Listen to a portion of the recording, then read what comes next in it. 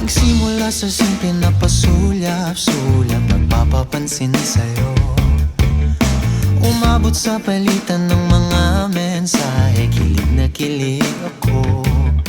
Kumusta, kain na, hello, magandang umaga.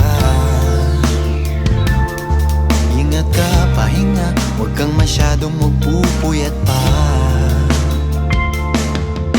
Naramdaman ng puso na